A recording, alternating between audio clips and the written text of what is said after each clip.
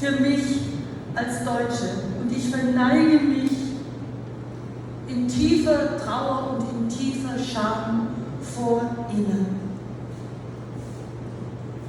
Eu gostaria de agradecer do fundo do coração a possibilidade de estar aqui com vocês hoje. 86 anos após a Noite dos Cristais na Alemanha, para falar e relembrar com vocês esse fato. Um dia de tristeza, um evento de muita tristeza para todos vocês, mas também de muita vergonha para mim como alemã. Como representante do governo federal alemão, eu sinto-me muito honrada, eu sei que não é nada natural. Muito obrigada por isso. Es ist nicht selbstverständlich, dass ich heute bei Ihnen sein kann. Ich möchte Ihnen danken für das Vertrauen, für Ihr Vertrauen in uns Deutsche, dass wir unserer historischen Verantwortung jeden Tag gerecht werden. Muito obrigada a vocês por me receberem aqui hoje. Obrigada pela confiança que vocês têm em mim, em nós alemães, que nós temos que todos os dias redimir essa responsabilidade histórica que nós temos. Am 9. November 1938 geschah in Deutschland Unvorstellbares vor aller Augen. Und nicht nur an diesem Tag. Auf deutschen Straßen jagten organisierte Schlägertrupps Jüdinnen und Juden, misshandelten und töteten sie. Sie plünderten Wohnungen und Geschäfte. Sie brannten Synagogen nieder. Sie hinderten die Feuerwehr daran, die Brände zu löschen. Es war der Beginn einer Höllenfahrt, ein Blick in den Abgrund. Damit dieser Abgrund sich nicht wieder auftut, sollten wir hinabschauen und sehen, was geschehen ist. Em 9 de novembro de 1938, atos inconcebíveis ocorreram na Alemanha diante dos olhos de todos. E não foi apenas naquele único dia. Grupos armados perseguiram, maltrataram, mataram judeus nas ruas da Alemanha. Saquearam casas e lojas, incendiaram sinagogas, impediram que os bombeiros apagassem os incêndios. Iniciou-se aqui uma jornada para o inferno, um vislumbre do abismo. E para que esse abismo não se abra novamente, precisamos olhar com cuidado e entender o que aconteceu. Es waren Deutsche, die am 9. November 1938 ihre Mitmenschen, ihre Nachbarn verfolgt und gedemütigt haben. Und es waren Deutsche, die zusahen, wie Geschäfte geplündert, Synagogen in Brand gesteckt wurden. Wenn wir es ernst nehmen, das nie wieder, dann müssen wir an diesen Tag erinnern. Wir müssen auch in der Gegenwart hinsehen, aufeinander achten, uns als Menschen begegnen. Seid ein Mensch, denn nie wieder ist jetzt.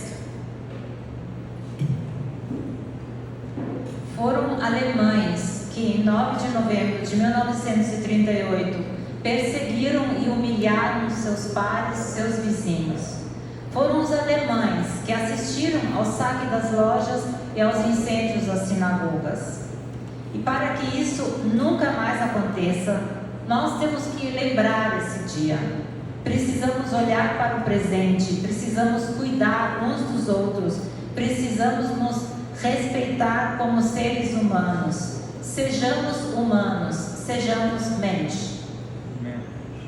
Was schon mit der Machtergreifung der Nationalsozialisten 1933 begonnen hatte, was am 9. November 1938 für alle Augen zu sehen war, das führte zum unvergleichlichen Menschheitsverbrechen des Holocaust der Shoah mit der systematischen Ermordung von über 6 Millionen Jüdinnen und Juden durch das nationalsozialistische Deutschland in ganz Europa.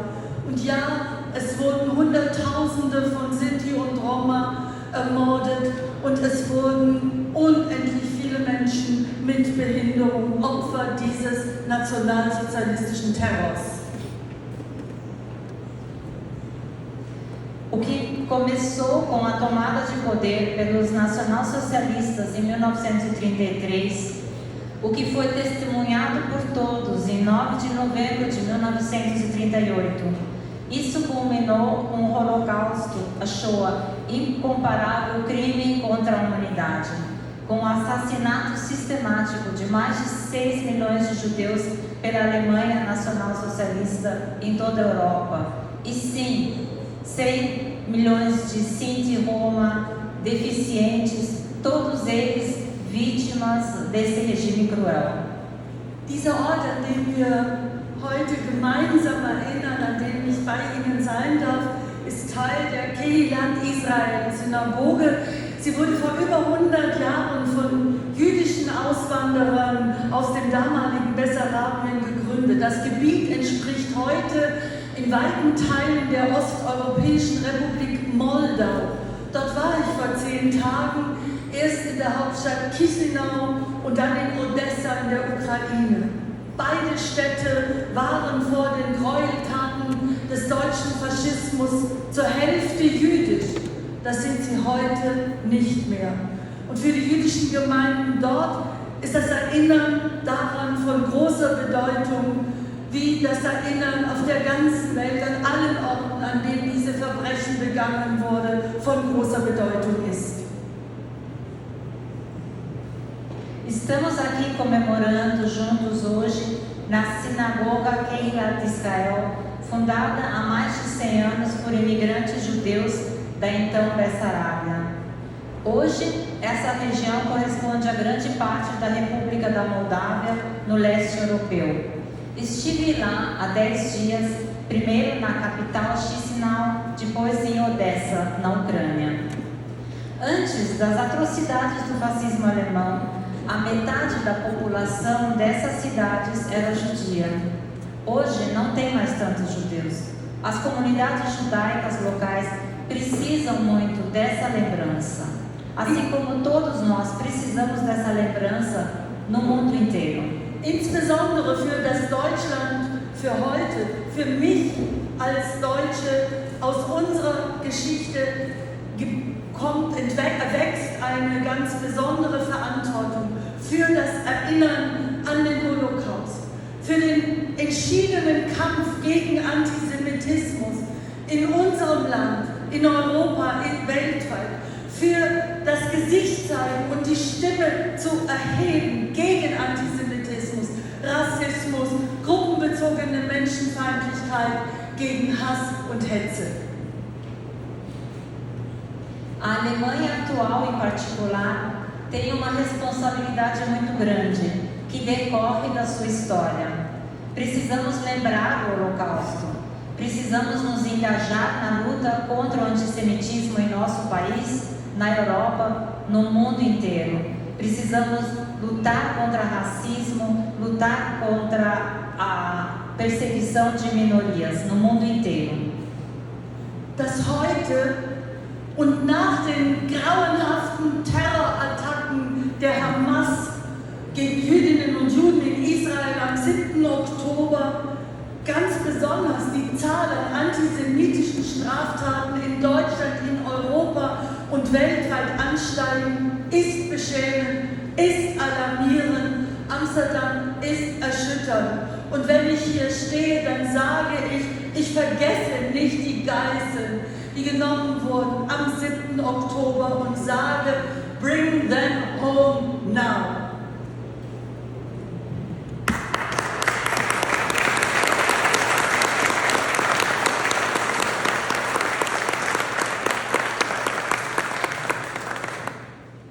É extremamente alarmante, vergonhoso que o número de crimes de antissemitismo na Alemanha, na Europa, o que aconteceu em Amsterdã, no mundo inteiro esteja aumentando, especialmente após os ataques terroristas do Hamas contra judeus em Israel em 7 de outubro de 2023. Não vamos esquecer essas vítimas, não vamos esquecer essas pessoas. Traga-as para casa agora. Es darf nicht sein, dass Jüdinnen und Juden Angst haben, weil sie Jüdinnen und Juden sind.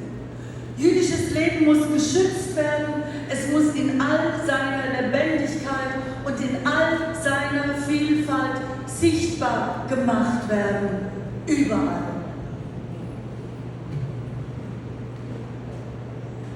É inaceitável que os judeus tenham medo só pelo fato de serem judeus. Não podemos deixar que isso aconteça. Precisamos proteger as vidas judaicas, as comunidades judaicas. Temos que colocá-las em evidência em toda a sua diversidade e vitalidade. Lassen Sie mich noch bitte an zwei wunderbare Menschen erinnern.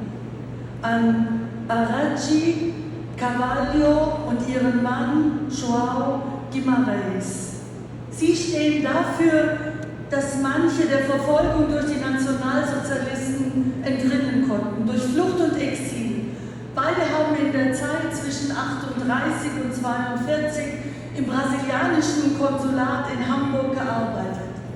Arachi Carvalho und ihr Mann João sie als Leiterin der Visa-Abteilung und er als stellvertretender Konsul. In dieser Zeit ermöglichten beide Hunderten Jüdinnen und Juden die Flucht aus Deutschland, indem sie ihnen die notwendigen Visa ausstellten. Ein Stück Papier, das das Überleben ermöglichte. Die Nachkommen der Geretteten nannten sie später den Engel von Hamburg. Ein Engel, ein Schutzengel war sie zweifellos. Sie war aber auch ganz einfach ein Mensch. Permitam-me, por favor, lembrar de mais duas pessoas muito importantes.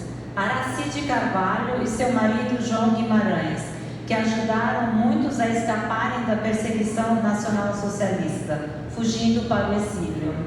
Trabalhavam no consulado brasileiro em Hamburgo entre 1938 e 1942. Aracide Carvalho foi a diretora do Departamento de Vistos e João Guimarães Rosa, vice-cônsul. Durante esse período, ambos concederam a centenas de judeus os vistos necessários, permitindo que esses fugissem da Alemanha. Um pedacinho de papel que garantiu a sua sobrevivência. Os descendentes dos resgatados mais tarde a chamaram de Anjo de Hamburgo. Sem dúvida, ela era um anjo da guarda, mas era também simplesmente um ser humano, Mensch. Auch Stefan Zweig, ein weltberühmter Schriftsteller, war in Brasilien. Er wurde gefeiert auf der ganzen Welt und dann musste er erleben, dass seine Bücher von den Nazis verbrannt wurden, weil er Jude war. Er fand in Brasilien Zuflucht, ein Land, das er über alles liebte, aber letztendlich verzweifelte er und zerbrach an der Zerstörung seiner Heimat und ihrer Kultur. In seinen Erinnerungen eines Europäers bezeichnet er den Nationalismus als Erzpest, die die Blüte unserer europäischen Kultur vergiftet hat. Und gegen dieses Gift müssen wir uns wehren, gegen dieses Gift, das sein Unwesen treibt in Europa, in Nordamerika, in Südamerika, überall auf der Welt. O escritor Stefan Zweig, ainda hoje muito lido, também procurou exílio aqui no Brasil. Zweig era um autor muito conhecido nos países de língua alemã em sua época, celebrado e homenageado. Ele teve que presenciar a queima pública dos seus livros pelos nazistas simplesmente pelo fato de ser judeu. Ele emigrou e finalmente foi acolhido aqui no Brasil, um país que ele amava muito. E mesmo assim, europeu convicto, desesperou-se, por vir sucumbiu diante da destruição da Europa, seu local de origem da sua cultura. Em suas memórias de um europeu, ele descreve o nacionalismo como a maior de todas as pestes, que envenenou a flor da nossa cultura europeia. É esse veneno do nacionalismo que nós temos que combater, que está cada vez mais causando estragos hoje, na Europa, nos Estados Unidos e também aqui na América do Sul. Dafür brauchen wir eine starke Demokratie, die auf rechtsstaatlichen Prinzipien beruht. Wir brauchen die Erinnerung an den Holocaust. Holocaust, an die Shoah, eine Erinnerung in die Zukunft. Wir brauchen die enge Zusammenarbeit, auch zwischen Brasilien und Deutschland. Wir brauchen internationale Kooperation statt Konfrontation. E para que isso seja possível, para que nós possamos combater esse veneno, precisamos de uma democracia forte. Uma democracia baseada nos princípios do Estado de Direito, na proteção dos direitos humanos, centrada na inviolabilidade da dignidade humana, para que isso não aconteça mais. A lembrança desse holocausto da Shoah. Cada ser humano, independente da sua origem, religião ou aparência. Elemento central para isso é uma convivência, é respeito pelos outros. E a cooperação entre os países vai ajudar. Cooperação em vez de confrontação. Und ich möchte Ihnen an diesem Tag der Trauer versprechen, im Namen der deutschen Bundesregierung, dass wir uns der allerschönste und der allerwichtigste Satz, den es gibt, der Artikel 1 des deutschen Grundgesetzes ist, dem wir uns verpflichtet fühlen, gegen den wir uns verantwortlich fühlen. Und dieser Satz lautet: Die Würde des Menschen ist unantastbar. Die Würde des Menschen ist unantastbar. Jedes Menschen. Seien wir ein Mensch. E eu gostaria aqui, como representante do governo alemão, prometer que nós vamos fazer tudo para que nada disso aconteça novamente. E para isso é importante, a frase mais importante, que é o artigo 1º da nossa lei fundamental: a dignidade humana é intocável, a dignidade de todos os seres humanos. Obrigada.